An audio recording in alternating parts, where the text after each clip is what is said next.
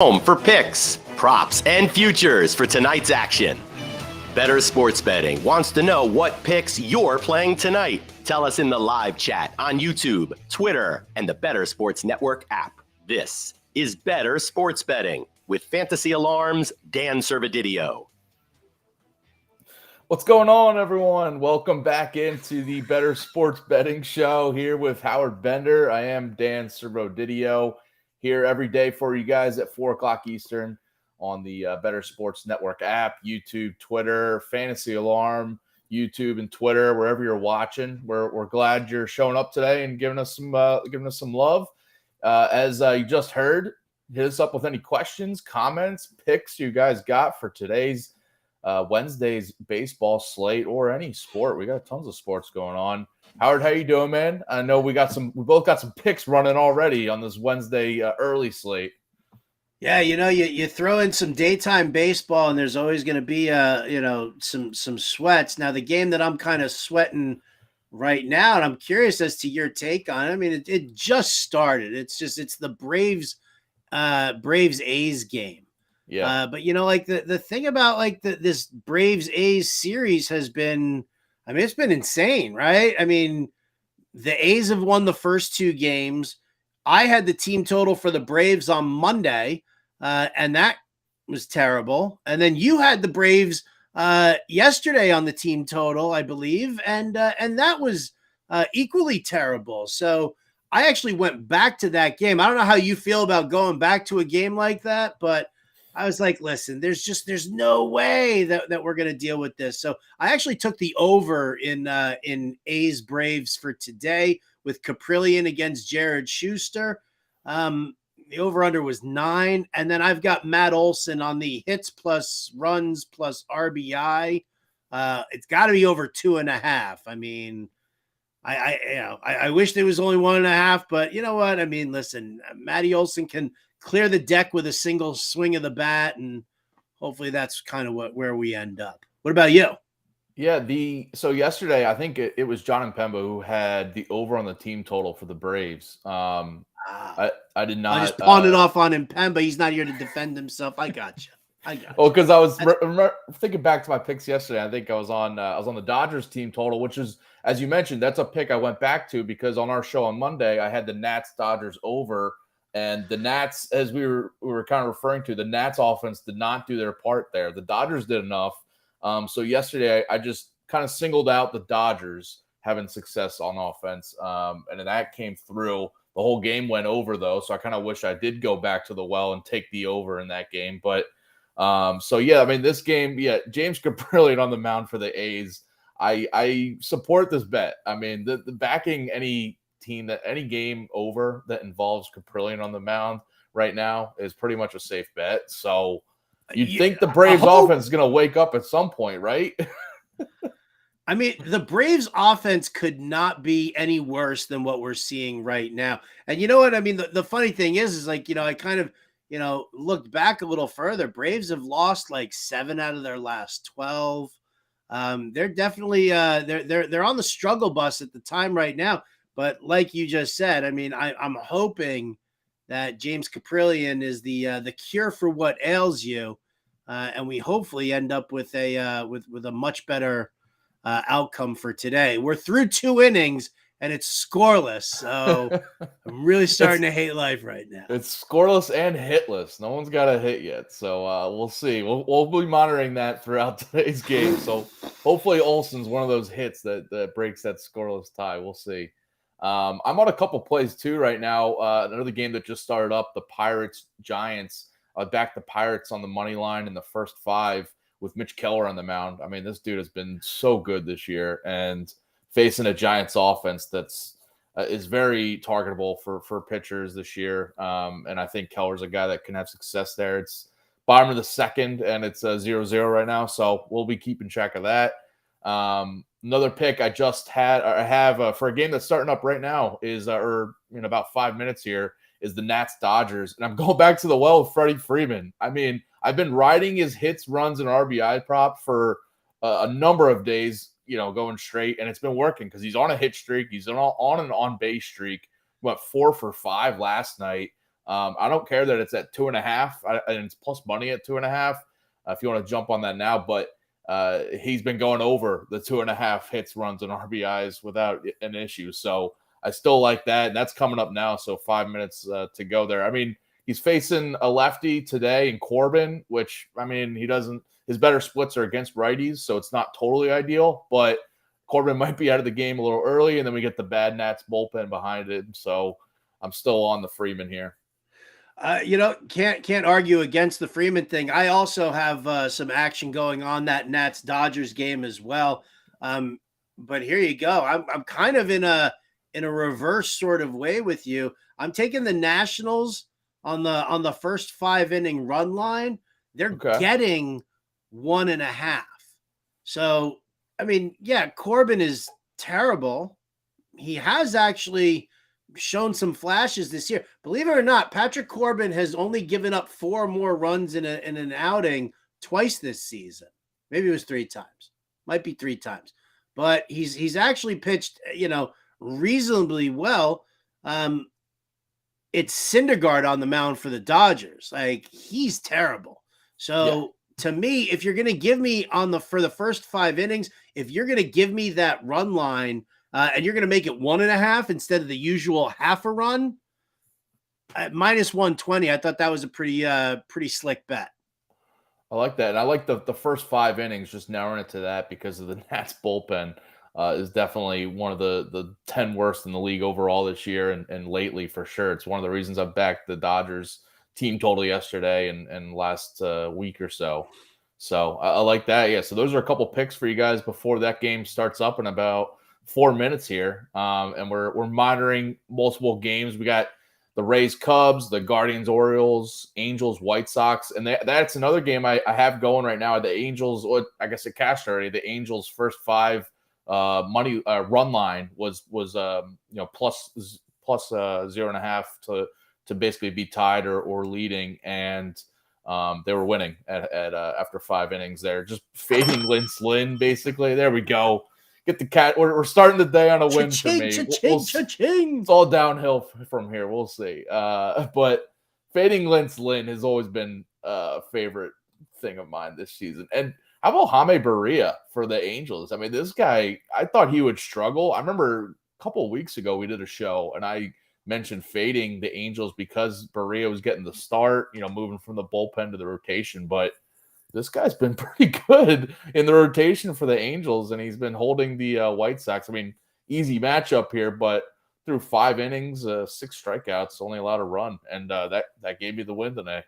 Yeah, I mean, coming off of a game where, I mean, if you watch the White Sox yesterday, I did the MLB DFS playbook over at Fantasy Alarm. So if you guys want DFS advice, like this is for betting, but if you're looking for DFS advice, or something like that, go check out the playbook. James Grande was doing it, but yesterday I did that playbook and I was like, oh, okay, I'm looking at like a nice low owned stack for the White Sox. I against the lefty, they, their numbers were middle of the road. Over their last week, the White Sox numbers have been absolutely putrid. But I was like, you know what, Tyler Anderson, the dude's a total tomato can. I stacked Burger, Robert, and Eloy Jimenez. You got a burger stack? Burger stack. So I got the 3 of them in my lineup, and and they all had multi-hit games. They all performed, really well. Nobody went yard, but they performed really well. So trying to run that back. Sans Burger. You want to go with the impossible option, the meatless option. You want to go with the vegan stack of Luis Robert and Eloy Jimenez. Well, this is what happens when you go vegan. They're 0 for 6 right now. That's just no good. It's no bueno there. So tough one to come back with, but I'm happy that you cashed that bet. It's hysterical that the White Sox were favored even on the first 5 on the money line there as Lance Lynn coughs up 8 earned runs in 4 innings, and Jaime Barria, who we figured would go 4 or 5, pitching like Cy Flippin' Young. Right. And the Angels getting some help from Trout and Ohtani, both going deep in that game. Dude, and Ohtani. Tani, by the way, shout out to Bennett Carroll from James Grande's home run thread that we had going earlier today and still going right now if you want to get some picks in, get some home run calls in before tonight's games. But yeah, James Grande starting that Twitter thread, and Bennett Carroll hit yesterday on the Ohtani, fading his own White Sox. And then today he went back to the well with Ohtani. So if you're on that home run prop, you're cashing. And then Trout too. I mean, both guys just leading the Angels here.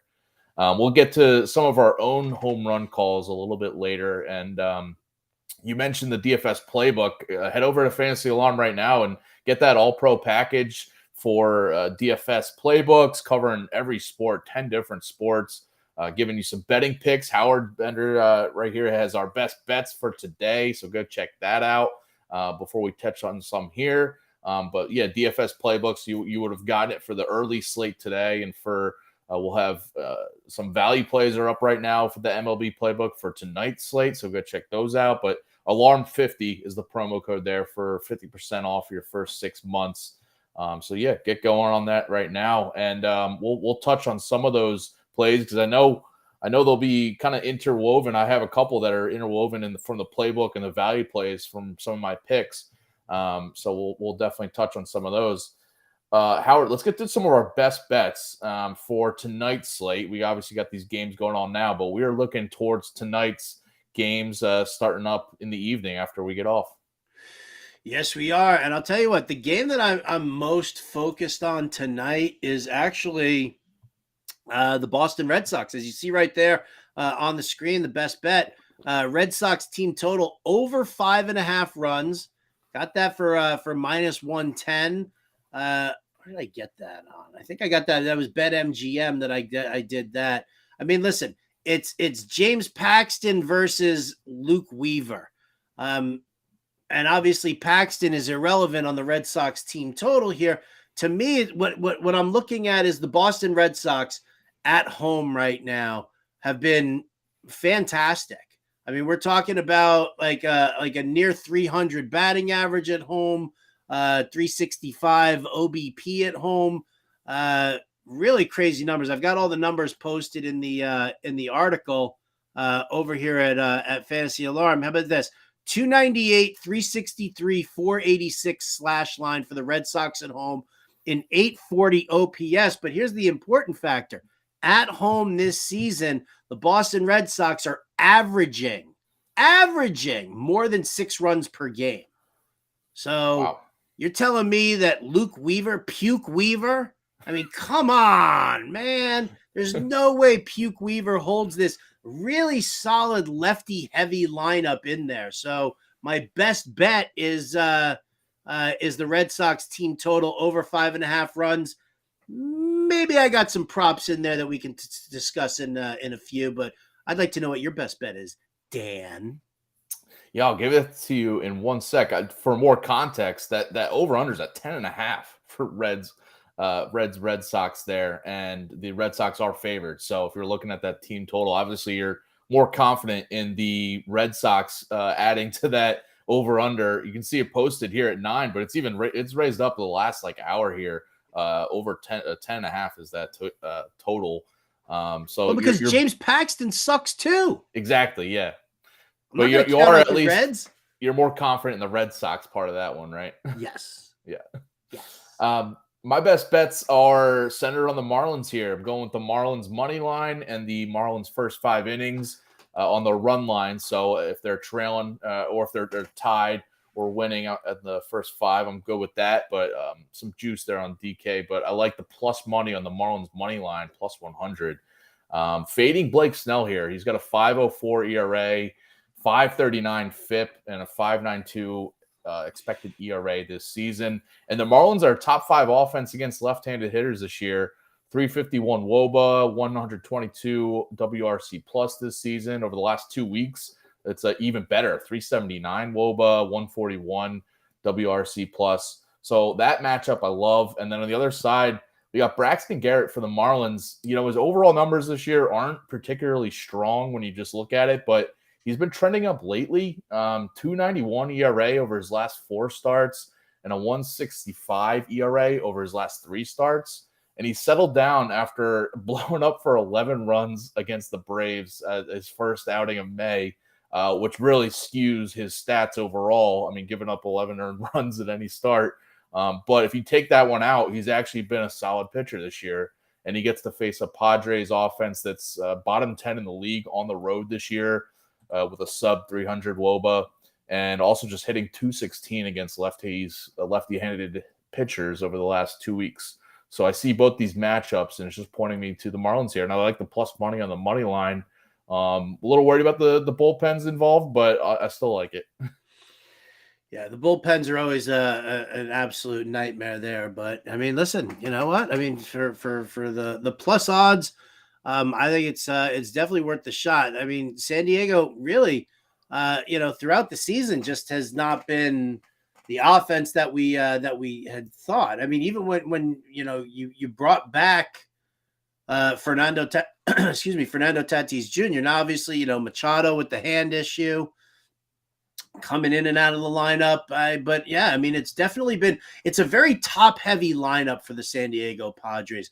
Like what's sitting there at the bottom, really not pretty, not pretty at all. So you're not getting a whole lot of offensive push from the rest of that lineup. And I think that, the Padres are, it's problematic for them to have that. You need a much more full lineup. You look at the top two offensive lineups in baseball right now, and it's the Rays and it's the Rangers. And you could look at both of those teams, and hitters 1 through 6 are doing well for you. And then 7, 8, and 9 are okay. They're hit or miss. But to have that first full 6, like I was talking about the Rangers in particular, having Jonah Heim and Josh Young as the 5 and 6 hitters in that lineup, it changes the whole dimension of things once you get beyond that first 4. So, yeah, I think it's a very interesting thing to look at when you see teams who are struggling. What do they have at the back end of their lineup? Do they go beyond the top 4? And right now the Padres just don't. Yeah, they got, Bogarts is hitting 256 this year. Juan Soto, he's getting on base, but he's hitting under 270 this year. So those are two guys. It's like if those guys aren't producing for them, there's a reason why they're struggling this year. And on the road, specifically, as I mentioned earlier, it was their offense has been a bottom 10 in the league this year.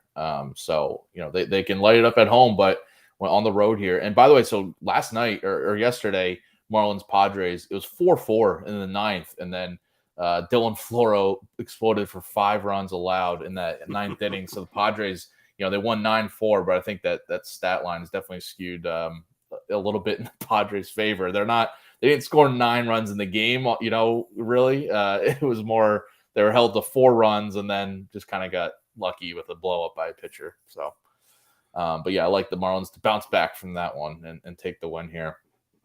I'll let you throw out another one. You mentioned it might relate to your Red Sox team total here. Where are you going here? Yeah, I mean, I'm gonna look at Masataka Yoshida, who has been absolutely fantastic. 3 straight multi-hit games for Yoshida, and the way he's hitting against right-handed pitching right now. A tomato can like our good friend Luke Weaver. I'm pulling up the exact total here because the numbers are fantastic for Yoshida, right? How about this? Slashing, not even slashing. Here you go. 373 on base percentage, a 519 slugging percentage, which, it's not a huge amount of power here, but decent enough. 893 OPS, a 202 isolated power mark, and a 383 WOBA. Just going up against right-handed pitching. Doesn't strike out. I mean, we're talking about a sub 12% strikeout rate for Yoshida. And I'm looking at him over 1.5 total bases. I think he can come up with another multi-hit game. Yeah, what's he got? Look at that. So he's got 7 hits in his last 3 games, 1 double, 3 walks. Can I get over 1.5 total bases here? I think I can. I like that. Would you? Yeah, you also like the hits, runs, RBIs prop? I mean, if we like the total bases here, There was no good value at his okay, prop for that. I mean, I think it was like minus 230 for over 1.5. yeah, And then I didn't want to push to the alt line and look at it like 2.5 there for him. So there really wasn't enough value for me for that bet, which is why I went to the total bases. Because I mean, you're giving me the total bases at plus 110 for a guy who just has 7 hits in his last 3 games, and he's going up against a pitcher who, I'm sorry, I could probably pitch just as well. You could also probably get over 1.5 total bases against them. Oh, I don't know. No, I was terrible. Oh, hitter. okay. I can't. You know what the problem is? I'm a right-handed hitter, right? And I can't see out of my left eye. So That'll do it. I can't see like shout out to my dad. Thanks, lefty Jeff Bender, for not teaching your son how to hit left-handed, just so I could actually see the flipping ball coming right at me, which I couldn't. You know how many times I got beamed in the head for not being able to see the ball coming at me? Once they started throwing over 60 miles an hour in Little League, I was like, I'm out. Our producer, Adam Bernard, saying that explains a lot, that you can't see out of your left eye there. I know, right? Here, look. See, I could go like that, and I can't see how bad Adam Bernard is about singing. And I can't see, his at Pucking Thoughts question about the look at that. I do see him now. Oh, you're looking beautiful in orange. It makes your eyes pop. I like that. By the way, Adam, I got to ask you. You mentioned in our chat here that if someone throws a no-hitter in Oakland today, which would not be good for Howard's bet here, 27 people will have witnessed it because you're watching the game right now. There's not a ton of people in that park, I bet.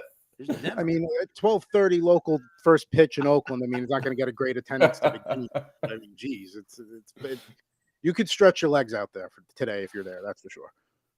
And still 0-0 game here in the 4th inning for that Braves-A's game, of course. All right, take it easy, buddy. Take it easy. No, I'm just giving people the update, I just don't. Yeah, I don't really understand what the hell's going on with the Braves offense right now. I mean, really, you're gonna make James Caprillion look at you like that he's Cy Young. Matty Olson, by the way, 0 for 2. Thanks a lot, Matt Olson, with a pop out to second and a fly out to shortstop. Wow. Some other updates here. We got the Pirates up 4-1 now over the Giants. So I was on that first 5, so that's looking okay right now. And then the Nats Dodgers 3-0 for the Dodgers already. We had a Will Smith 3-run homer. And Freddie Freeman, I was on his hits runs. He's already got 2. He's got a hit and a run already. So we'll keep monitoring that.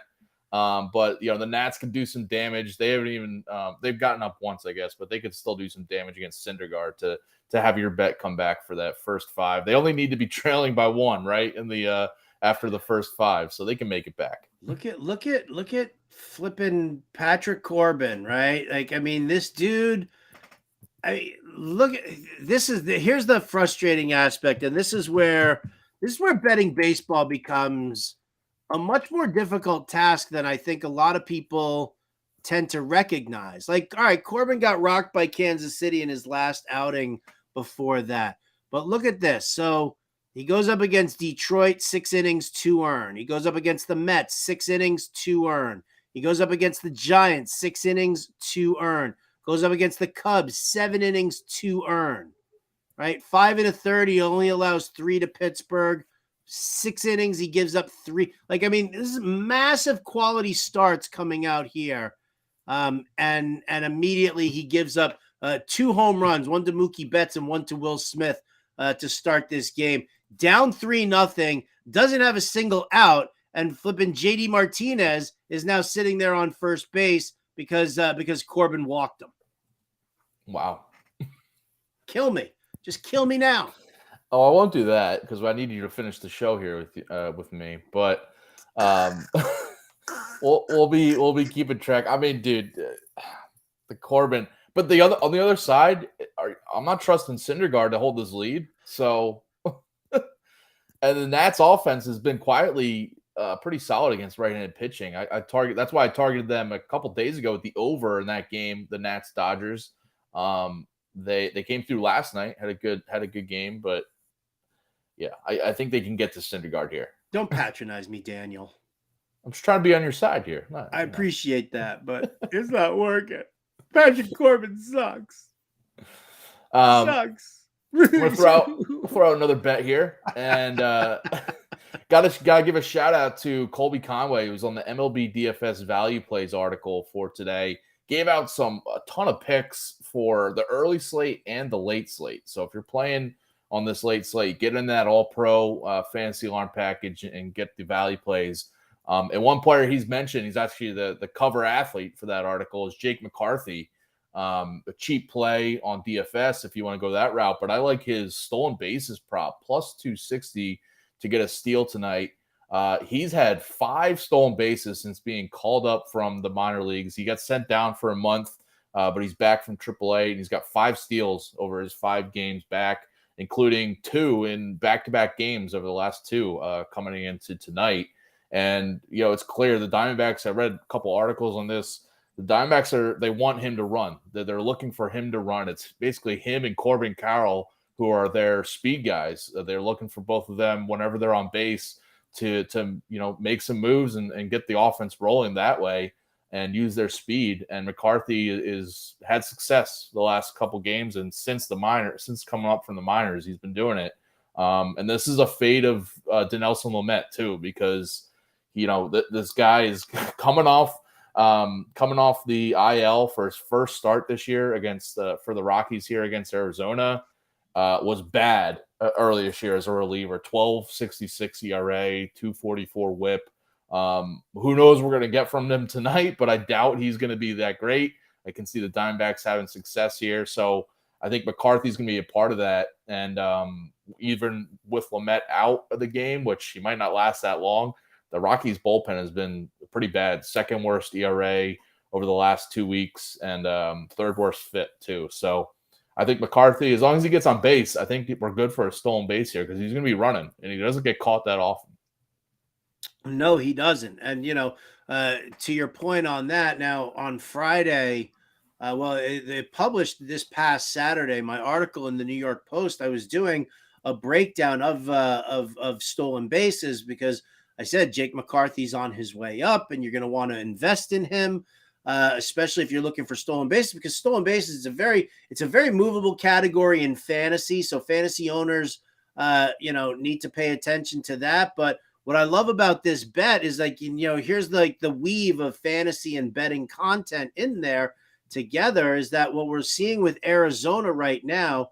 They have the 12th most stolen, or this was as of Friday when I wrote the article. They had the 12th most stolen base attempts, but they also had a near 83% success rate on their steals. There are 12 teams in Major League Baseball that have a success rate in excess of 80%. So, if you're starting to look at some of these teams, because, we knew this coming into the season with the new rules, and, you can only throw over to first, a limited number of times. You can only step off the rubber a certain number, in that aspect, and before you have to deliver a pitch to home plate.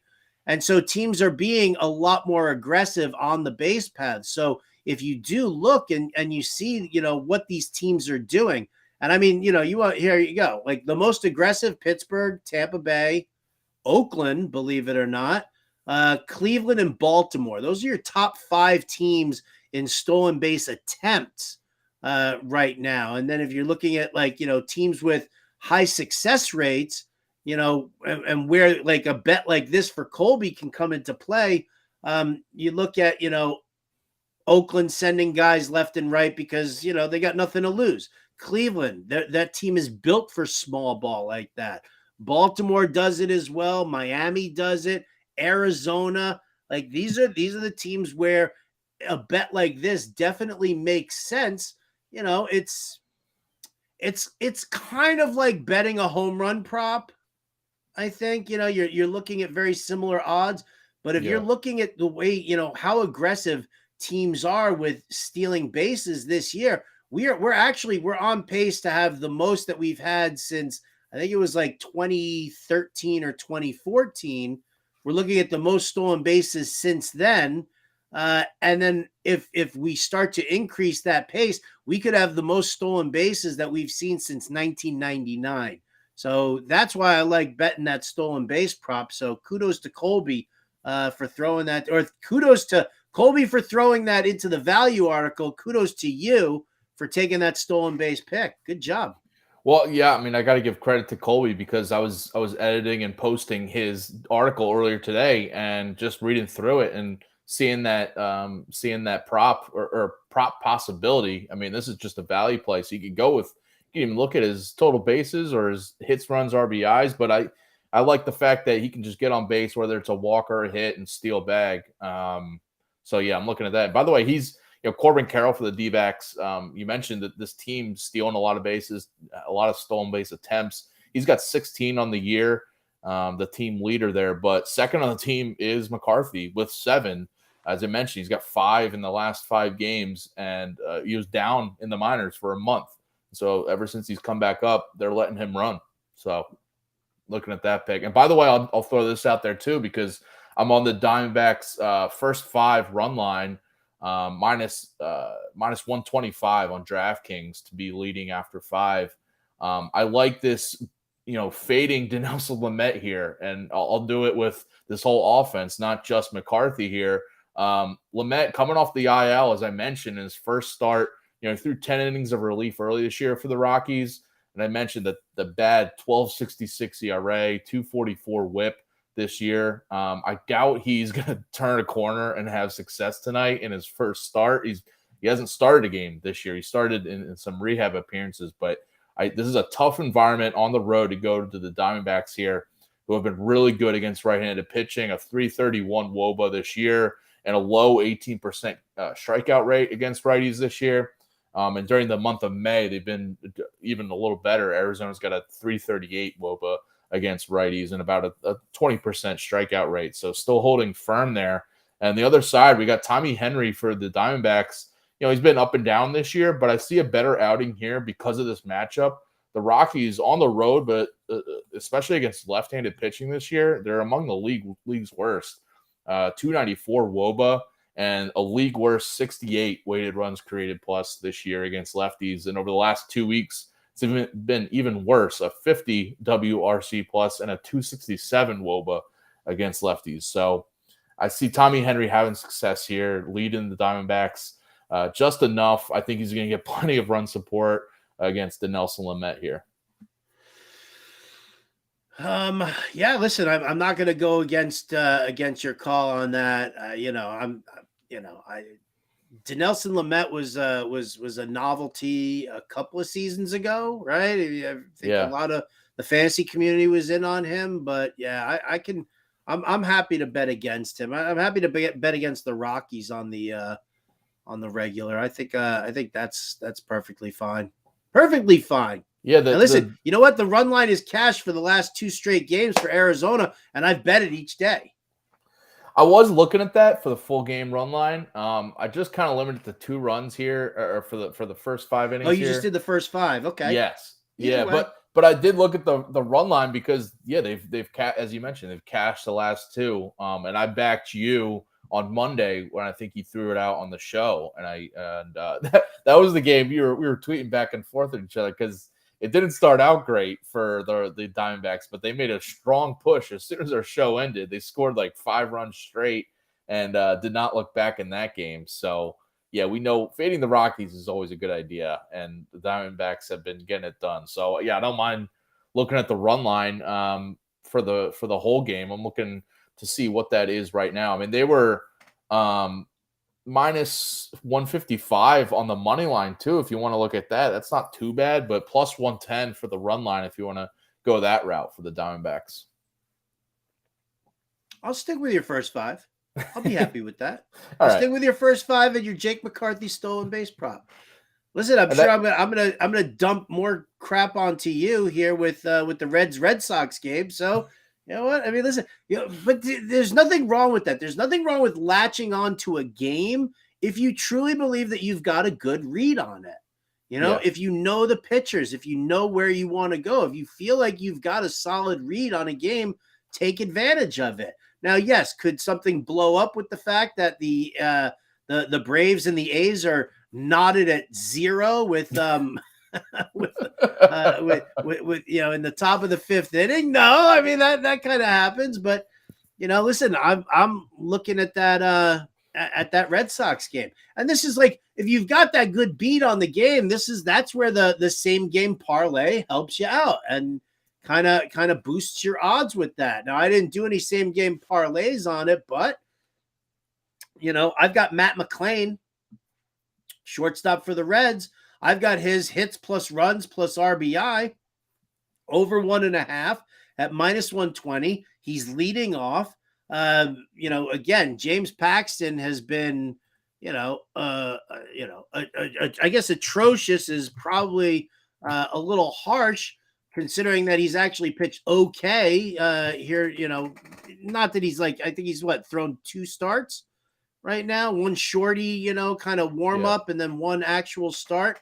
But the Reds are hot right now, and McClain is he's on an 8-game hit streak with 5 multi-hit performances in that realm, right? He had a 4-hit game. Yesterday he had a hit, 1 hit. But the day before that, he had 4 hits, including a double with an RBI and a stolen base. The game before that, 2 hits. The game before that, 3 hits. So, he's hot right now. It's a nice ballpark to play in, for obvious reasons. McClain could just put one off of the big green monster and end up with a quick double if he pulls it, in that direction. So I'm pretty psyched about this bet. I got it for -120. Yes. Could you parlay the Yoshida prop and the McClain prop together? Yes, you could. I'm not, but yes, you could if you want to improve on the odds. Yeah, and I was just building a same game parlay for this game because you mentioned you got multiple picks here. If you parlay just to get a hit, if you want to go Matt McClain and Yoshida both to just get a hit, it's -110. So even odds there. If you take out just the runs and RBIs that you were mentioning, or total bases in general, if you just want to go just to get a hit. So if you like that, and if you even throw in the Red Sox team total that you mentioned, if you even go, down a run over 4.5 runs, it's at +180. So that's pretty juicy too. I like that. There you go. I'll take that bet at +180, and it's a 3-leg parlay. Yeah, with fewer runs. That works for me. Dan Servodidio. See, this is what happens. Like, I have to look at all of my betting and stuff like that. I'm in California. If anybody didn't know that, I'm in California. So I have to organize all my bets in the morning. And then I have to reach out to my guy. He lays all my action for me. So, I mean, I could get a little fancy with the same game parlays, but I'm also losing 10% to him, of my winnings. So I might as well just, kind of not chase too much.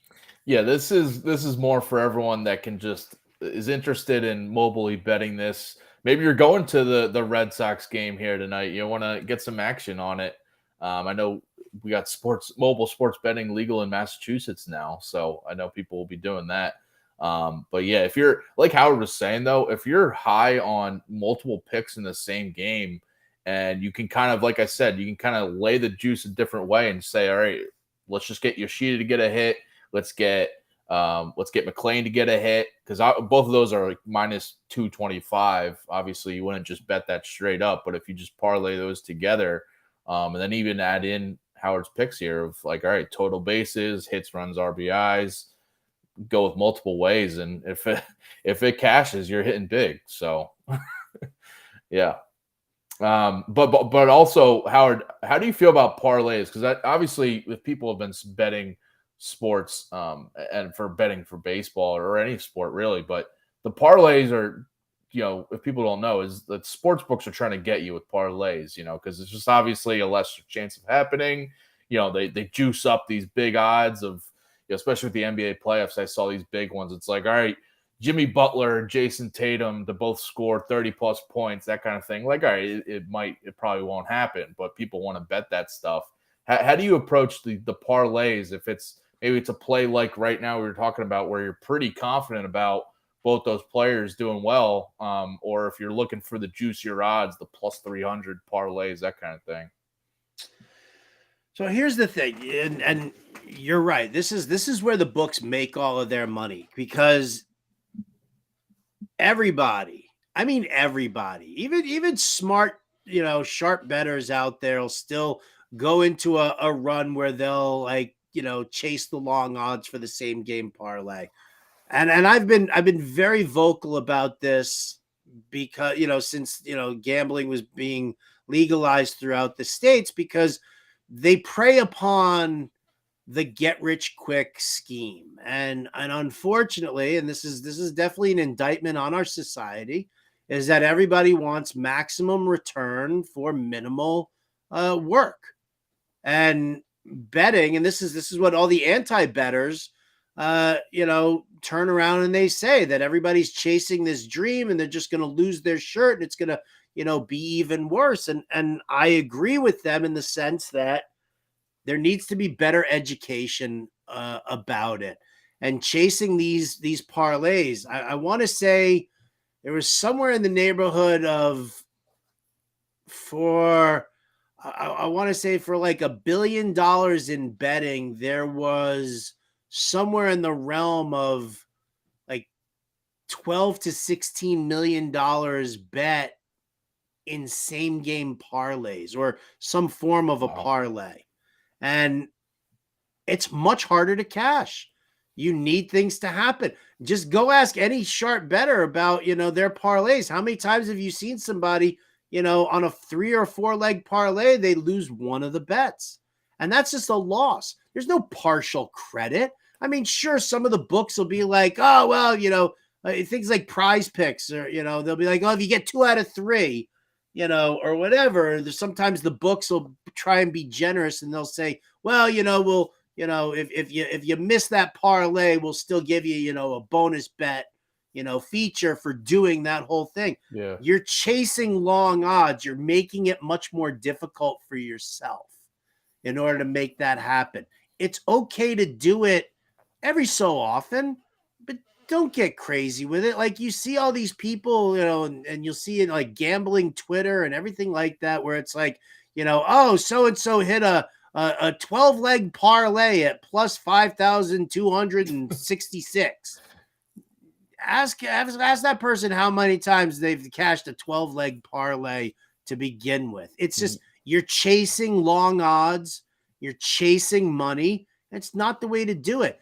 Grind it for a little while. And then, if you want to do it, in that fashion, if you want to, chase a long shot parlay, or you want to build an 8-leg parlay for a game, go ahead and do it. But make sure you're plus money for the season. Make sure you're up for your bankroll, because if you're sitting there down and you're trying to make it all back with like hitting this big parlay, guess what? Like, every time you see like something in the movie, something on TV, what was the movie? Oh, it was God, I can't remember the name of the movie now. The guy was like, he was like losing, and then he just kept chasing longer odds, and he knew I was gonna hit it. And I was on this 7-leg parlay, and 6 of them hit, and all I needed was for one more rebound in this basketball game, and he lost.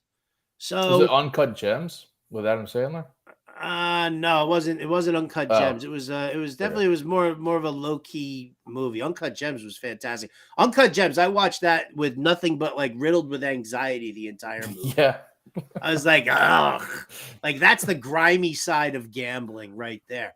But you can do it without chasing all of this stuff. So if you want to hit some same game parlays, you want to do stuff like that, that's fine. Just make sure that you're ahead of the game for right now, and you're not chasing for the sake of trying to like match things up.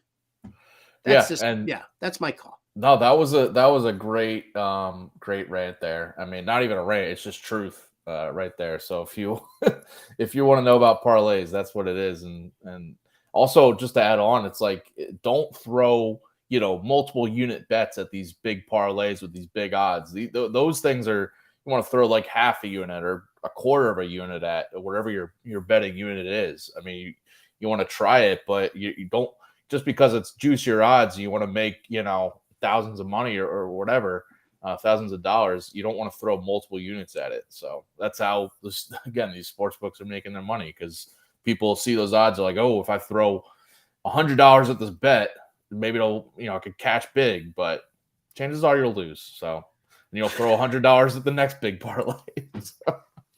Wah, wah. Yeah. Hey, by the way, just a couple of quick updates here. The Braves now have the bases loaded. Let's go. Right? They're up 2-0 with an Ozzie Albies 2-run home run here in the top of the fifth. So helping you on those run line bets if you did it. But my boy Matty Olson took an intentional walk, so he's on first. I need him to at least come around to score. 3-0 now, I'm saying. Oh, there you go. So Riley hit by the pitch. Olson moves over to second. It's not helping. He needs to cross the plate. I've got the over 2.5 hits plus runs plus RBI, so I need a little extra work there. But how about this one here, my friend? Top of the third right now. The Nationals, thanks to Keibert Ruiz and CJ Abrams with back-to-back home runs in the second inning, they are 1 run down from the Dodgers. They have 2 men on with 2 outs here. So if Patrick Corbin doesn't get destroyed in the next 2 innings, I could be in a good spot there. There we go. I told you that Syndergaard would give you something there. Right? Yeah. Well, there it is. I mean, listen, if you're gonna give up home runs, man, yes, please let it be that bottom end of that line. Save me. Before we get to some home run calls, I want to throw out one more pick I got, and I'll shout out my own Underdog Picks article up on Fantasy Alarm that I have a couple picks over there if you want to check that out. That article's for free for those interested. But this is a pick I like for plus money on DraftKings, plus 115. I got it at over 7.5 strikeouts for Hunter Brown, facing a Twins lineup that is tied for the worst strikeout rate against right-handed pitching in the major leagues this season, with the A's at 26.3% strikeout rate against righties. And over the last 2 weeks, it's even worse, 31% strikeout against righties. This line is high, 7.5, obviously, but Brown has 8 or more strikeouts in 3 straight outings coming into tonight, and has at least 7 Ks in 6 of his 10 starts this year. And he's got a 28% strikeout rate on his own this year as a starter for the Astros. Just this young talent that I think is going to have success against the Twins. He had 7 Ks against the Twins back in April. And I think there's been enough time passed where I think he can replicate that even more and get to 8 or more strikeouts tonight. Just a little bit more context. The Astros against the Twins in this series, the last 2 games, their starters, both righties, JP France and Brandon Bielak, both lesser strikeout pitchers for sure than Hunter Brown. And they both had 8 and 6 strikeouts against the Twins in this series. So I like Brown to get 8 or more tonight, and I like the plus money there. And on Underdog, I like the over there. I think it's 7 is the line there. I like the over there too. Dig it, man. I can definitely dig it. I like that. I Sweet. like it. All right, let's get to some home run calls for tonight. We only got a few minutes left in this show. By the way, coming up, we got John and Pemba and James Grande at 5 o'clock Eastern with that MLB DFS show here on Bettor Sports Network, as they do every day, giving you guys picks for the MLB DFS slate tonight. And as you lock in these bets too, let's get to our home run calls for today. I'll let you go first here. All right. Well, hazard a wild guess here, Dan, as to what game. Another Red Sox. It's already up on screen right there. All right. Well, I'm going to go with Rafael Devers. Was dealing with a calf injury. Came back his first game back from the calf injury. He went hitless, but then all of a sudden in yesterday's game he turned it around. I'm looking at him going up against, like I said, to me, I love this matchup for the Red Sox against Luke Weaver. You got a nice little lefty righty matchup, so. Yeah, I'm going to take Rafael Devers. I think I got it for plus 310 for him to hit his home run tonight. So Yoshida prop, McLean prop, Devers home run prop.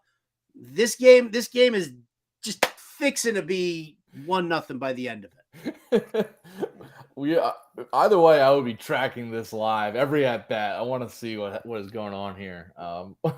He's going heavy on the Red Sox Reds tonight.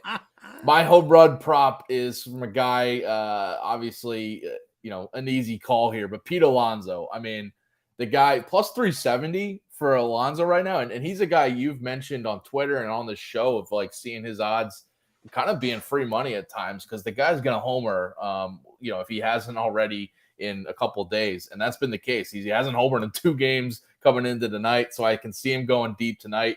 Got great numbers against Aaron Nola in his career. 5 homers in his career, 15 for 43 for a 349 batting average. I mentioned his different prop over on the underdog picks on fantasyalarm.com right now. If you want to go read that article, not a home run prop there. So that's a different angle I'm looking at. But for this one, I like his home run prop because he's got the home run power success against Nola in his career. And he's been on fire lately. 7 homers over his last 13 games. And as I mentioned, he hasn't gone more than 2 games without a home run in that stretch of his hot streak. So I'm looking for him to go deep tonight. Do you want me to say that I had him at plus 390 to hit a home run yesterday? I know you did. That's what I said. I think you mentioned it on Twitter, and it seems like in James Grande's home run calls, someone is mentioning Pete Alonso, and that was me today. I'm just going there because these odds, I mean, he should probably be plus 200 at this point to homer because he could homer in any given game. Dude, yesterday Aaron Judge was plus 105 to hit a home run. And he didn't, right? No, he didn't. He didn't. So of course. Well, that's baseball. I'll sprinkle a little on that, and Devers too. We'll get them together here. Before we get out of here, I want to give a shout out here and give a quick pick for the Memorial Tournament, PGA tournament starting up tomorrow. I reached out to him. He wasn't able to come on, but Drew Phelps has our PGA DFS coverage over at Fantasy Alarm. Absolutely kills it every week with every tournament that's going on. And there's a free article for previewing overall the PGA DFS coverage that we got for the Memorial Tournament. So you can check that out. But you got to get that All Pro subscription to get his PGA DFS playbook and example lineups. And one golfer he's high on that I like a prop here and a bet for this weekend is Ricky Fowler to be a top 20 finish here. Plus 140 on DraftKings. Drew, as I mentioned, likes him for DFS, but this prop is interesting. So top 20 finish. Okay. He's been top 20 in 8 of his last 10 tournaments. 7 of those have been top 15 or better too. I mean, this is literally one of the best golfers in the world right now. He missed the cut at the PGA Championship 2 weeks ago, which is a little worrisome. And that's been one of his only bad finishes, but he bounced back last weekend, tied for 6th in that tournament at the Colonial. So I see him kind of continuing that here. And this course, Muirfield Village at the Memorial, he's had 13 career starts, and he's been a runner-up a couple times there and 6 top 25 finishes. So I see this top 20 number at plus odds, and I like it. And just reading through Drew's playbook, he's got a couple more stats there that he's high on Fowler for DFS too.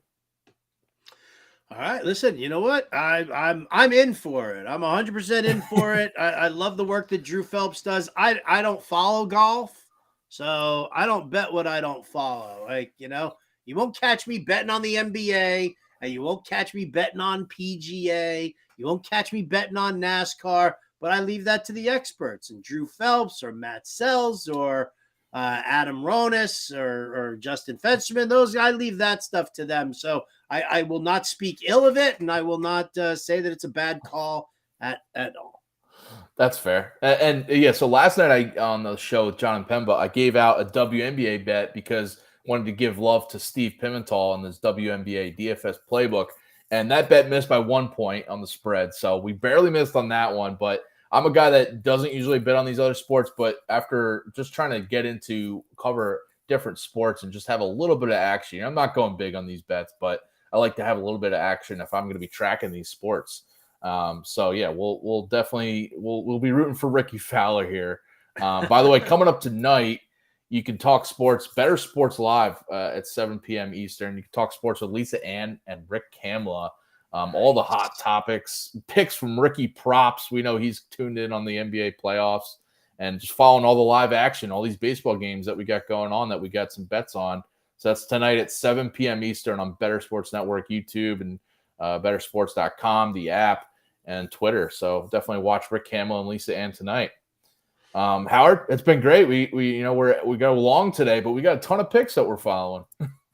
We definitely are. So far, so good. Nats, Dodgers, loving that. Need something. I need Matt Olson. Come on, Matt Olson. Don't disappoint me like Hey, this, the Nats man. tied it up. I know. I'm so excited, but you know what?